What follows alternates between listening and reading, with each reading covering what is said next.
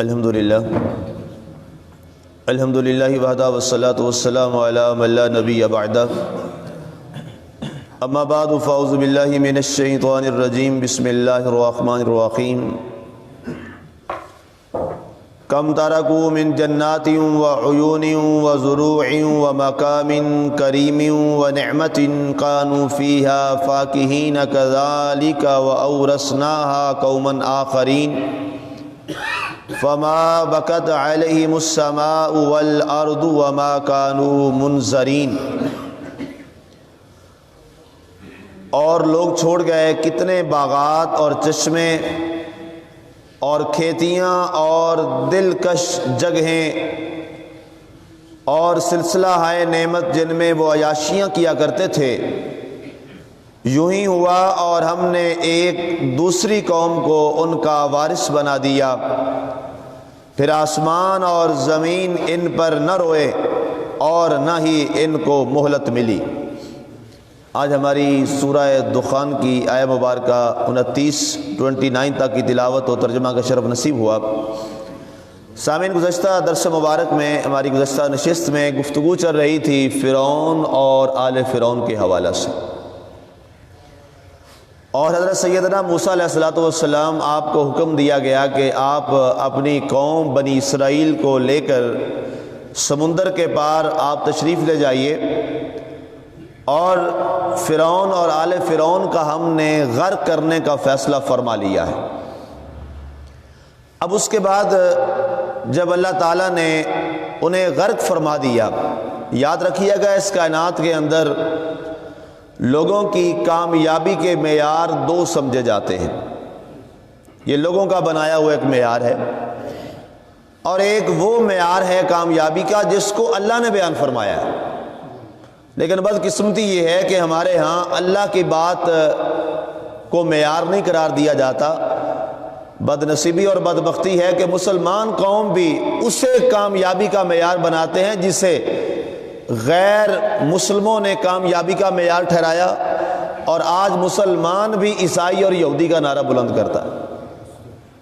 استغفر اللہ والعیاذ باللہ۔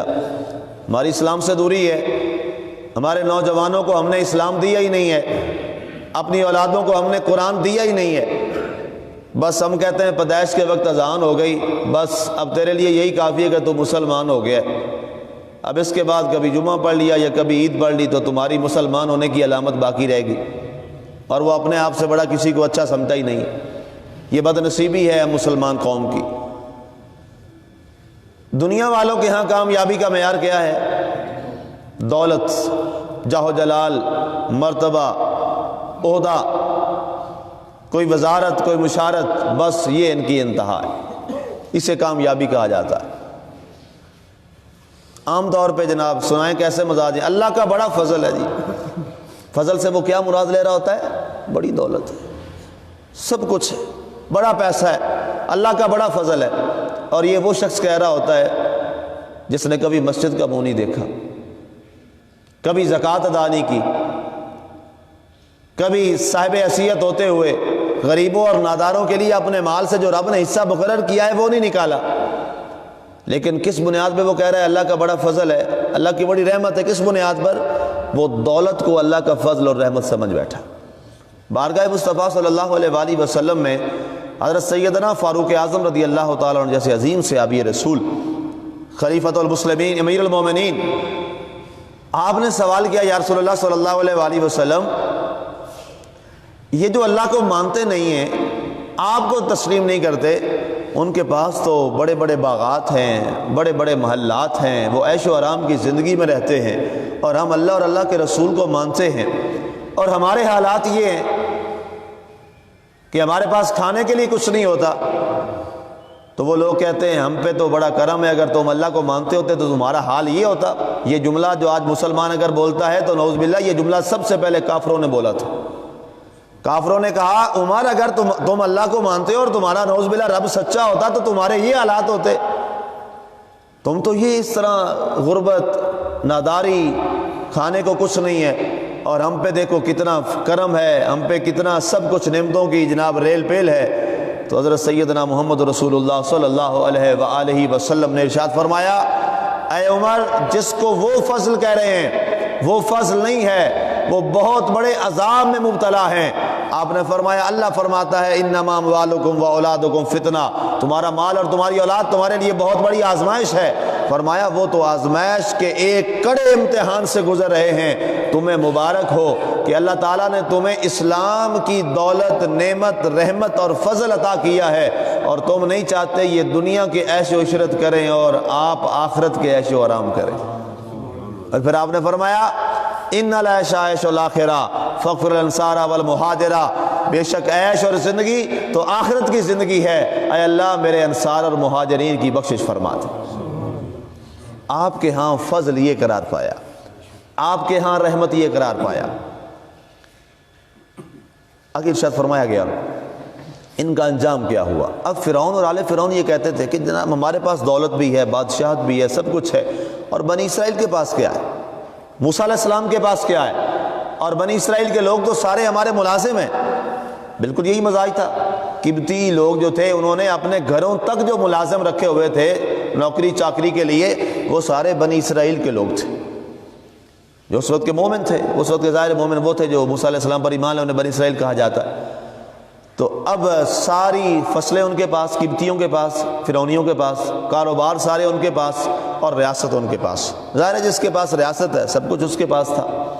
اب اللہ فرماتا ہے کم ترکوا من جنات و عیون، جب یہ غرق ہو گئے تو یہ لوگ کتنے باغات اور چشمے اور اپنے محلات چھوڑ گئے۔ ظاہر ہے غرق ہو گئے، بنی اسرائیل سارے بچ گئے، یہ قبطی سارے فرعون کے ساتھ غرق ہو گئے، تباہ ہو گئے۔ اب ان کی جو جائیدادیں تھیں، جو باغات تھے، جو چشمے تھے، ان کے وہ سارے چھوڑ گئے۔ وَنَعْمَةٍ قَانُوا فِيهَا فَاكِهِينَ سے پہلے پھر فرمایا وَزُرُوعٍ وَمَكَانٍ كَرِيمٍ، فرمایا کھیتیاں بھی ان کی بڑی تھی، بہت بڑی فصلیں بھی یہ چھوڑ گئے۔ فرمایا دلکش خوبصورت مقامات جو ان کے دیدہ زیب مقامات ہوتے ہیں، جو سیر و تفریح کے لیے ہوتے ہیں، وہ مکانات بھی چھوڑ گئے۔ وَنَعْمَةٍ قَانُوا فِيهَا فَاكِهِينَ، اور بڑا نعمتوں کا سلسلہ جہاں وہ عیاشیاں کرتے تھے وہ سارا وہ بھی یہاں چھوڑ گئے۔ کذالک وَأَوْرَثْنَاهَا قَوْمًا آخَرِينَ، اس قسم کی اور بھی بڑی چیزیں سے اللہ فرماتا ہے جو ساری ہم نے بیان نہیں فرمائی، ان ساری چیزوں کا ہم نے وارث بنا دیا ان کو جو کل تک ان کے نوکر تھے۔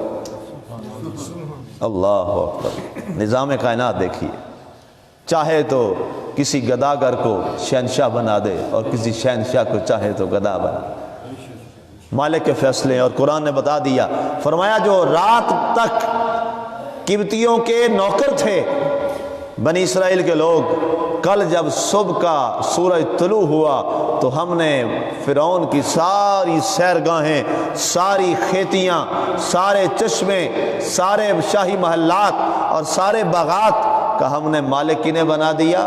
اس موسیٰ علیہ السلام کو ماننے والے بنی اسرائیل کو بنا دیا۔ فرمایا یہ تھا، دولت کیا تھی؟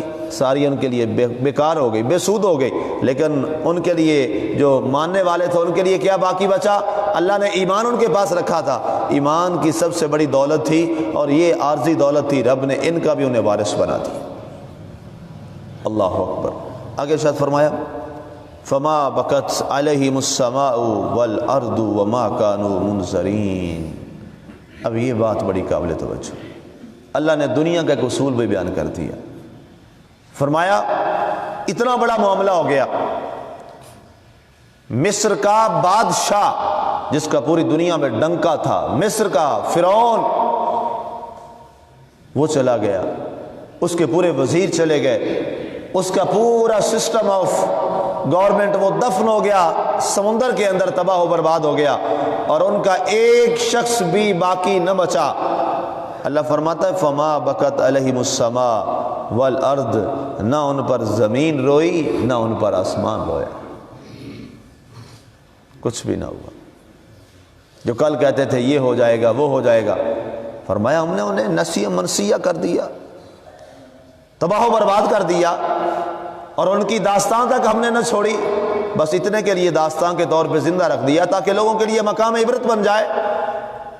کچھ ان کے لیے باقی نہ رہا، سب تباہ و برباد ہو گیا، اور زمین بھی شادیانے بجا رہی ہے، آسمان بھی اور آسمان والے بھی خوشیاں منا رہے ہیں، اے اللہ آج تیرے دشمن کو دریا نے غرق کر دیا، مولا کریم آج تیرا دشمن ہمیشہ ہمیشہ کے لیے تباہ ہو گیا، اور جو تیرے برابر کہتا تھا نعوذ باللہ میں خدا ہوں اور میری عبادت کرو، اور اس خدا کا نعوذ باللہ تصور کو کہتے تھے معاذ موسیٰ علیہ السلام کی یہ داستانیں اور موسیٰ کے اپنے منہ کی باتیں ہیں۔ اے مولا کل من علیہا فان ویبقی وجہ ربک ذو الجلال والاکرام، فرمایا سب کچھ تباہ و برباد ہو جاتا ہے، جو کائنات میں ہے اگر باقی رہے گا تو رب کا چہرہ باقی رہے گا۔ فَبِأَيِّ آلَاءِ رَبِّكُمَا تُكَذِّبَانِ۔ لوگوں اپنے رب کی کس کس نعمت کا تم انکار کرتے ہیں؟ کس کس نعمت کو تم جھٹلاؤ گے؟ کل من علیہا فان۔ قرآن کی اس آیت کے بعد میرا خیال ہے مسلمان کو سمجھ آنا چاہیے، قرآن کے اندر پورے قرآن میں یہ والی جو ایک آیت ہے نا اتنی واضح ہے۔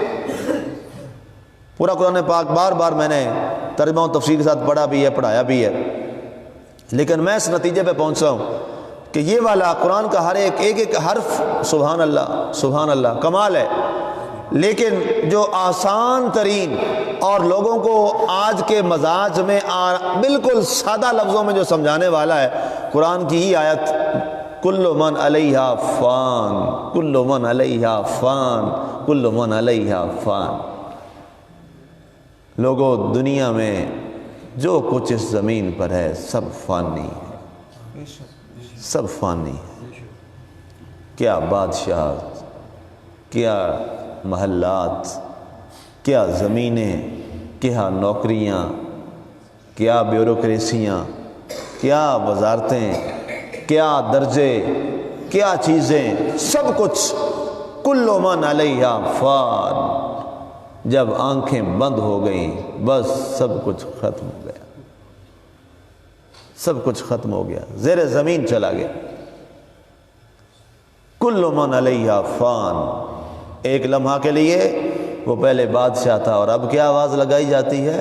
میت کو جلدی غسل دے دو، میت کو جلدی اٹھا لو۔ لفظ کیا بولا جاتا ہے؟ میت۔ کوئی بڑے سے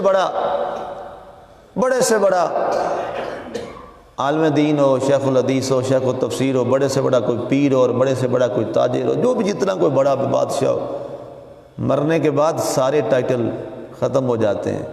یہ نہیں کہتے پیر صاحب کی میت اٹھاؤ، میت کا لفظ ضرور آئے گا، پیر صاحب کو اٹھاؤ نہیں، پیر صاحب کی میت کو اٹھاؤ، فلاں جی علامہ صاحب کی میت یا جنازہ کو اٹھاؤ، لے چلو۔ اب سارے ٹائٹل ختم ہو گئے اور ایک ہی رہ گیا، میت کا۔ میت کیا آواز ہوتی ہے؟ یار جلدی کرو، دیر نہ کرو۔ جس گھر کا وارث تھا، جس گھر کو بنایا تھا، جس گھر کو پتہ نہیں کس ریزی کے ساتھ بنایا تھا، جس کرسی پر وہ بڑی محنت کے ساتھ پہنچا تھا، ایک بڑی محنت کر کر کے وہاں پہنچا تھا، اس گھر سے اب گھر والے کیا کہتے ہیں، دوست کیا کہتے ہیں، رشتہ دار کیا کہتے ہیں، اعزاء اقربا کیا کہتے ہیں؟ یار جلدی کرو، لیٹ نہ کرو، زیادہ دیر گھر میں رکھنا مناسب نہیں ہے، اچھا نہیں ہے، اب جلدی کر لو۔ سرکار کی بھی حدیث پاک ہے، حضور نے فرمایا جب فوت ہو جائے تو جلدی، جتنا جلدی ہو سکے سرکار نے فرمایا اس کو دفن کر دو۔ حدیث پاک ہے، بخاری شریف میں، مشکات شریف میں بھی، مسلم شریف میں بھی۔ یہ انسان کی اوقات ٹھہری، لیکن باقی کیا رہتا ہے؟ وَيَبْقَى وَجْهُ رَبِّكَ ذُو الْجَلَالِ وَالْإِكْرَامِ۔ چہرہ باقی رہتا ہے تمہارے رب کا، جو جلال والا بھی ہے، اکرام والا بھی ہے، اور عزت والا بھی ہے۔ باقی صرف اس میں رہنا ہے، باقی سب تباہ و برباد ہو جائے گا۔ ہماری دنیا اور ہمارے دلوں کی انائیں اور ہماری میں کس چیز کی، میں تو اس کی ہو جس کی میں باقی رہے، جس کی میں ہی باقی نہ رہے اس کی میں کس چیز کی۔ اگر تو کسی کی میں باقی رہے تو پھر وہ دنیا میں کہہ لے، اور جس کی میں کل اتنی بے بس ہو جائے کہ وہ پڑا ہو اور لوگ اس کے کپڑے بھی اتار دیں اور اسے کچھ اندازہ نہ ہو، لوگ اس کو نہلا بھی کوئی اور رہا ہو، اسے کچھ اندازہ نہ ہو۔ اور آج وہ ایک انداز میں کیا ہوتا ہے، کپڑے بھی اتار لیے جاتے ہیں۔ کفن تو اس لیے دیا جاتا ہے کہ چلیں شرم کا محفوظ رہے، سلے ہوئے کپڑے بھی کبھی بنا جاتے ہیں مرنے والے کو، کیا کیا جاتا ہے؟ چادریں دو لی جاتی ہیں، دو چادریں، وہ بھی جس کو نصیب ہو جائیں، وہ بھی ہر ایک کو نصیب نہیں ہوتی۔ دو چادریں لی جاتی ہیں سادہ سی وائٹ کلر کی، ایک نیچے بچھا دی اور ایک اوپر ڈال دی تاکہ اس کا پردہ رہ جائے۔ سلے ہوئے کپڑے بڑے بڑے جناب جتنے شاندار قسم کے تھے، فرمایا سارے اتار لو میاں، اب جیسے ننگے بدن آیا تھا ویسے ہی ننگے بدن جائے واپس۔ یہ ہماری حیثیت ہے۔ اللہ نے فرمایا نہ ان پر آسمان رویا نہ ان پر زمین روئی، اور انہیں داستان بنا دیا گیا، وما کانوا منظرین، اور نہ ہی انہیں مہلت دی گئی۔ سامعین، ناظرین، قرآن کا یہ پیغام ہمارے لیے بہت بہت جھنجھوڑ دینے والا پیغام ہے کہ نہ آسمان رویا نہ زمین روئی۔ اللہ ہمیں اپنے اعمال کو درست کرنے کی توفیق عطا فرمائے، اور جو ہمارا مقصد تخلیق ہے اللہ اس مقصد تخلیق کو سمجھنے کی ہمیں توفیق دے دے۔ قرآن نے بڑا واضح کیا ہمارا مقصد تخلیق، وما خلقت الجن والانس الا لیعبدون، ہم نے انسانوں اور جنوں کو اپنی عبادت اور معرفت کے لیے پیدا کیا، اس کے علاوہ مجھے اور مقصد تخلیق سمجھ نہیں آیا پورے قرآن کے اندر۔ آیت ہی رب نے ایک یہی بیان کی، وما خلقت الجن والانس الا لیعبدون، ہم نے انسانوں اور جنوں کو، دنیا میں دو چیزیں ہی ہیں جن کو جواب دینا ہوگا، انسان اور جن ہے، باقیوں کو تو سب ختم ہو جائے گا، اس کا کوئی جواب۔ غیر مکلف ہے، انہیں مکلف کہا جاتا ہے، مکلف اور غیر مکلف۔ مکلف وہ جو پابند ہیں رول کے، اللہ کے اصولوں کے، آئین کے، جنہوں نے کل جواب دینا، وہ صرف انسان ہے اور جن ہے، یہ دو مخلوقات ہیں۔ فرمایا ان کو ہم نے اپنی عبادت کے لیے اور اپنی پہچان اور معرفت کے لیے پیدا کیا ہے۔ اللہ تعالی ہمیں اپنا مقصد تخلیق سمجھنے کی توفیق عطا فرمائے، آمین۔ وما علینا الا البلاغ المبین۔